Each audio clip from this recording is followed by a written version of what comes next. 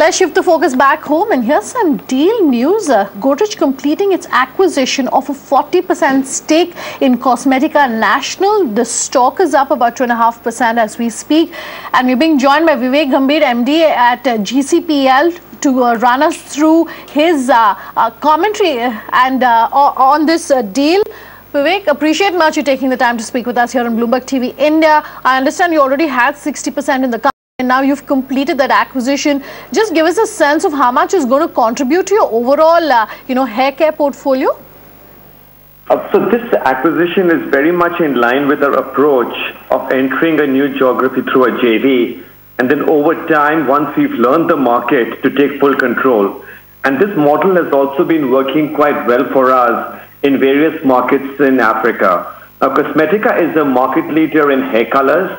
About 60% of their business is hair colors. About 25% of their business is in color cosmetics, and the remainder is in female hair removal products. So it's a very interesting portfolio. And along with Cosmetica, our Latin America business would now be almost about 700 crores. So about 7% of GCPL's total revenues. You see that rising, Vivek, because as you mentioned, the Africa model has worked very well for you with the Darling acquisition across in Mozambique and in South Africa as well. Is the focus going to be on Latin America now? Because I can see that a few quotes from the chairman of the group just a few days ago talking about how Godrej will continue to scout for acquisitions. Africa will clearly be a more important priority for us, and I believe that over time Africa can be completely game-changing for us in terms of our products and our portfolio. So Africa clearly is a higher priority. Having said that, we still are seeing reasonable growth prospects in Latin America. The challenge, of course, in Latin America is the macroeconomic volatility and currency devaluation.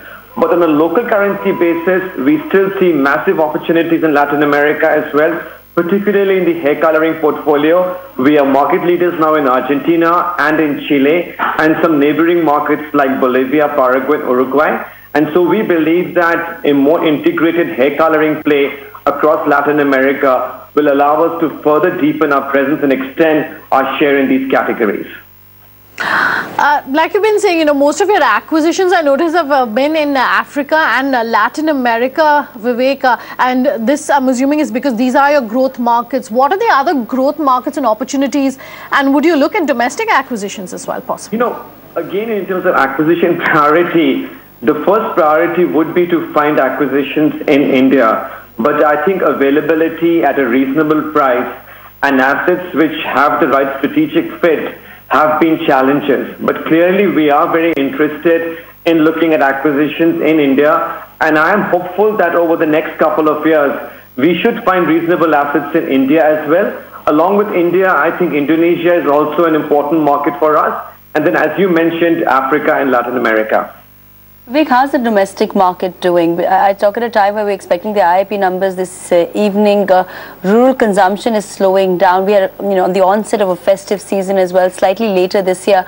At Godrej Consumers, are you looking at renewed promotions? Are you looking at sort of putting a little more effort into advertising? Because the feelers we are getting that demand isn't really picking up across segments at this point. So last quarter, we had 13% volume growth in the domestic business, and that probably was the highest volume growth amongst most FMCG companies in India.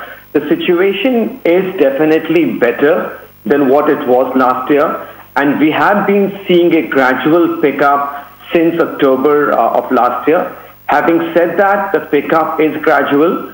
Urban has been picking up more than rural, though rural is still growing faster than urban. I think near term there are some concerns about the pace of recovery in the rural market. Rural is feeling a little bit stressed. I'm still very confident that the second half of the year will be better than the first half. So net, I think this year will be better than the last year, though the pickup will be sharper in urban. For rural, we'll have to wait and watch and see the true impact of the monsoon. But the government's also trying to kickstart some infrastructure spend. That should hopefully translate into more jobs in rural. But because inflation has been under control, there is more disposable income in the hands of consumers.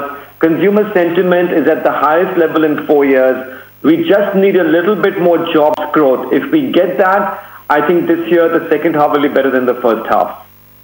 All right, Vivek, thank you so much for speaking with us. That's the view coming in from GCPL's management on their latest acquisition, the completion of 100% in that company. The stock is up over 2% as we speak. Let's shift the focus then and talk about the markets. They have been swinging wildly over the past couple of sessions, been a really mixed bag and a